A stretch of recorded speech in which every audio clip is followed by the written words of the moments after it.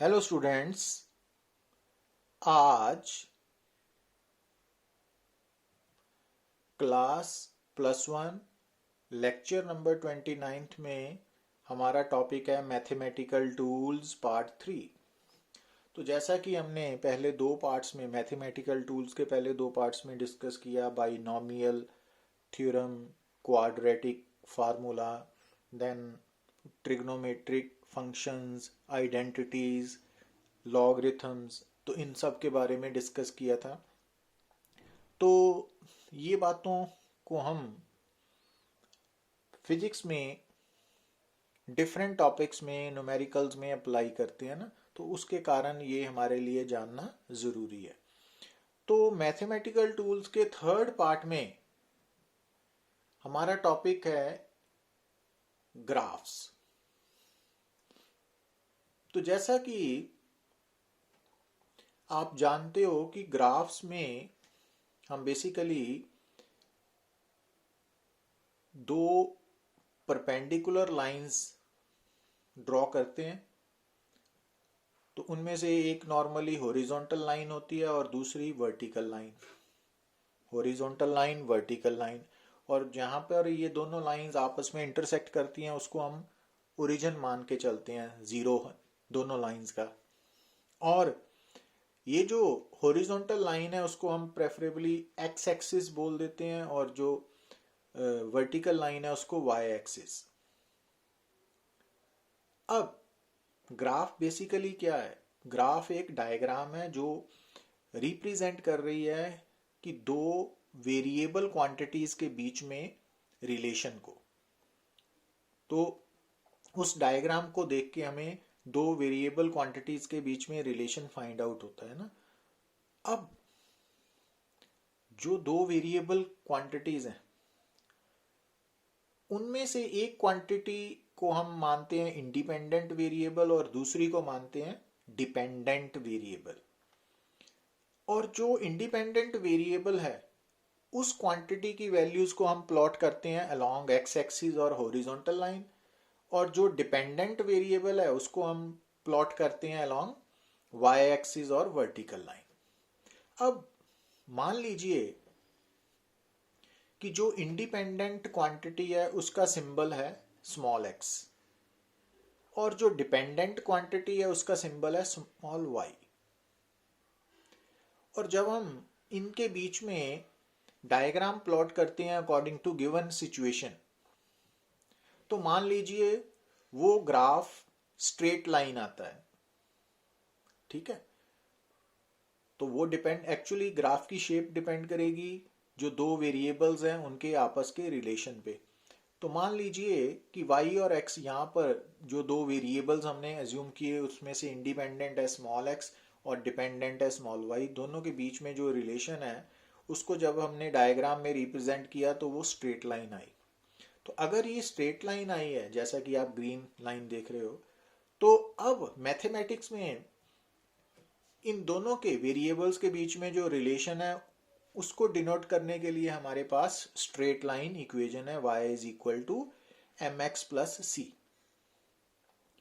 अब इस इक्वेशन में m क्या है उसको बोलते हैं स्लोप, और c क्या है उसको बोलते हैं इंटरसेप्ट।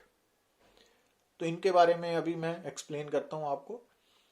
तो जो स्ट्रेट लाइन है उसकी जो स्लोप है उसको हम कैसे कैलकुलेट करते हैं, फाइंड आउट करते हैं?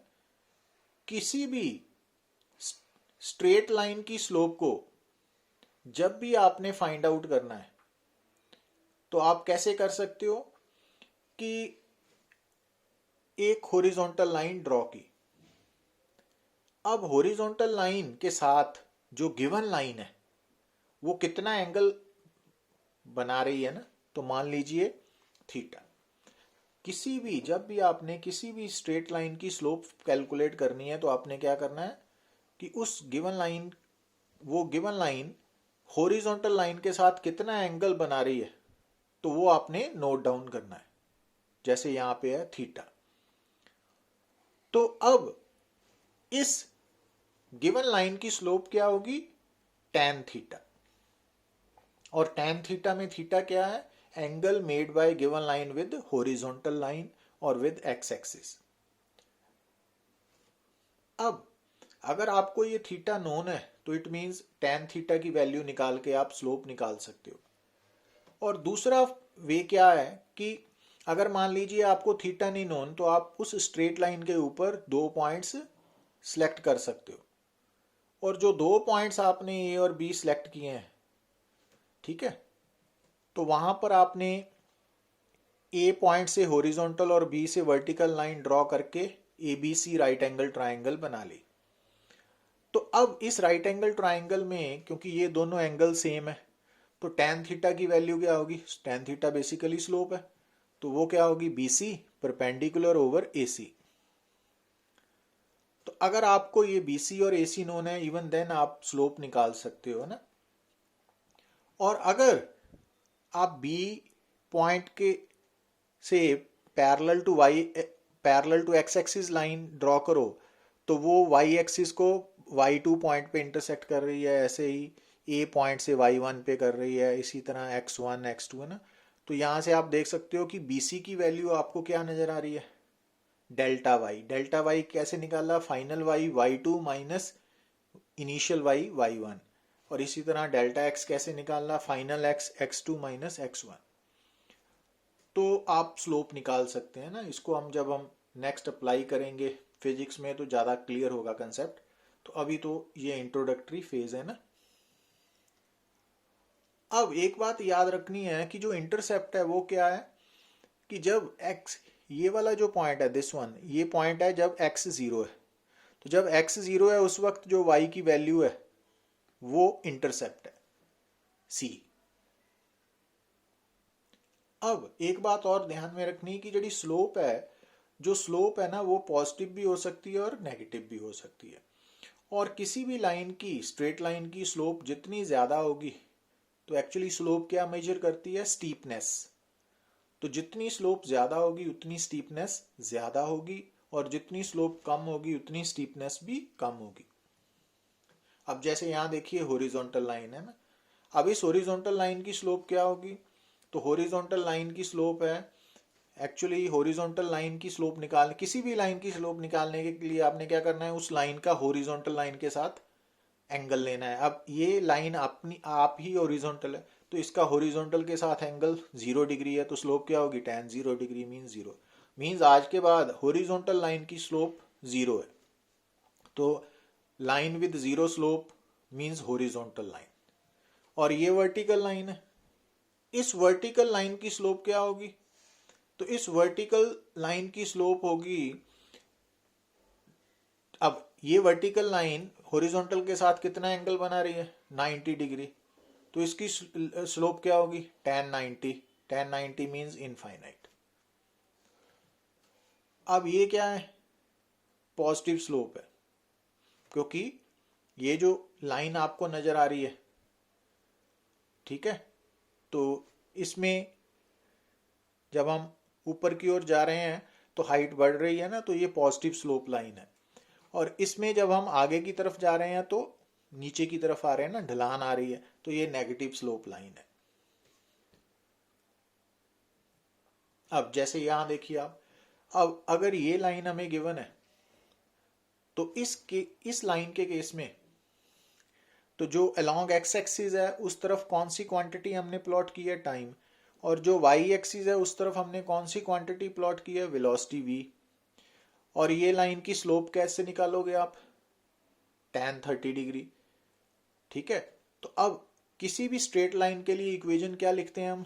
y is equal to M x plus C, standard formula है। अब y एक्सिस के अलोंग जो हमारा सिंबल है वो स्मॉल v है ना, और x एक्सिस के अलोंग हमारा सिंबल स्मॉल t है। तो यहाँ पे इस फार्मूला में x को हम t से रिप्लेस करेंगे और y को v से। और m की वैल्यू tan 30 1/√3 है और c ये वाली इंटरसेप्ट की वैल्यू 5 है। तो इट मींस इस लाइन की equation v is equal to this one. अब जैसे ये लाइन है, अब ये अगेन स्ट्रेट लाइन है पर इसमें हमें हॉरिजॉन्टल के साथ एंगल नहीं दिया, तो y is equal to M x plus c, तो इसकी स्टैंडर्ड इक्वेशन है। But again along x axis कौन सी क्वांटिटी है, टाइम t, और along y एक्सिस कौन सी क्वांटिटी है, पोजीशन, जिसका सिंबल है स्मॉल x। तो अब यहाँ पे इस ग्राफ में जो y है वो x है और जो x है वो t है। और स्लोप कैसे निकालोगे आप, परपेंडिकुलर ओवर बेस। अब परपेंडिकुलर BC की वैल्यू क्या है, 6 माइनस 2, और बेस की वैल्यू क्या है 3। तो x एक्सिस तो c 0 आ गया ना, c क्योंकि ये ओरिजिन से पास कर रही है। तो इट मीन्स कोई भी स्ट्रेट लाइन अगर ओरिजिन से पास करे तो उसका इंटरसेप्ट 0 है।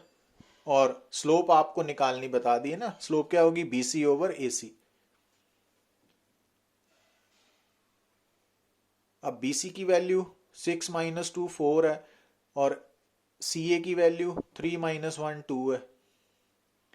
तो x is equal to 2t plus 0। तो x क्या हो गया, 2t।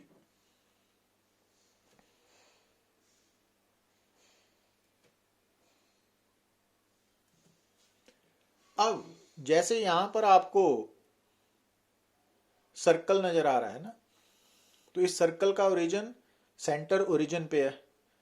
तो ये जो सर्कल है एक्स वाई प्लेन में लाई कर रहा है, तो इस सर्कल के ऊपर आप कहीं भी, इस सर्कल का अपना रेडियस आर है, और इस सर्कल के ऊपर आप कहीं भी कोई भी पॉइंट सेलेक्ट करो, तो अगर उस, क्योंकि ये point P X Y plane में है, तो उस एक्स और वाई के बीच में क्या रिलेशन होगा, X square plus Y square is equal to R square. तो इसको हम इक्वेशन ऑफ सर्कल बोलते हैं इन एक्स वाई प्लेन। और उस सर्कल के लिए ये अप्लाई होगी जिसका रेडियस स्मॉल आर है और जिसका सेंटर ओरिजिन पे है।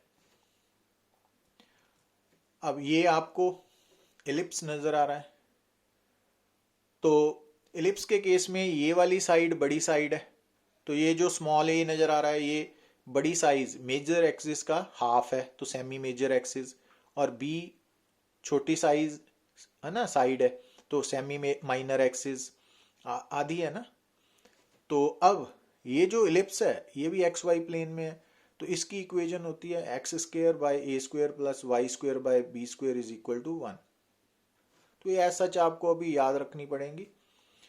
तो अब ये देखिए, इस शेप को हम बोलते हैं पैराबोलिक शेप।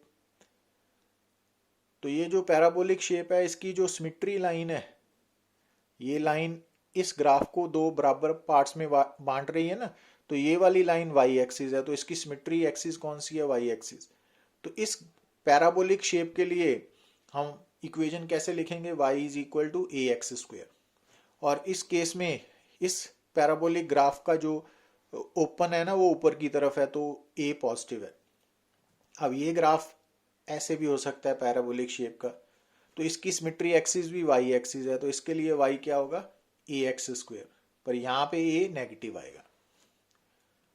अब ऐसे ही ये जो पैराबोलिक ग्राफ है ना, इसकी सिमेट्री एक्सिस एक्स एक्सिस है, तो इसके लिए एक्स क्या होगा, बी वाई स्क्वेयर। और ये जो ग्राफ है इसकी सिमेट्री एक्सिस भी एक्स एक्सिस है, बट इसका फेस किस तरफ ओपन है, पॉजिटिव एक्स की तरफ, और इसका नेगेटिव एक्स की तरफ। तो इस केस में वाई बी क्या होगा, पॉजिटिव, और इसमें नेगेटिव होगा ना। तो ये जस्ट आपको आइडिया दे रहे हैं स्टार्टिंग में। अब जैसे कि अगर आपके सामने कोई कर्व्ड लाइन है ना, तो उस कर्व्ड लाइन के ऊपर टेंजेंट ड्रॉ करना है। तो शायद टेंजेंट के बारे में आप लोअर क्लासेस में पढ़ते हो कि टेंजेंट बेसिकली एक स्ट्रेट लाइन है जो किसी भी गिवन कर्व्ड लाइन को एक पॉइंट पे टच करती है ना।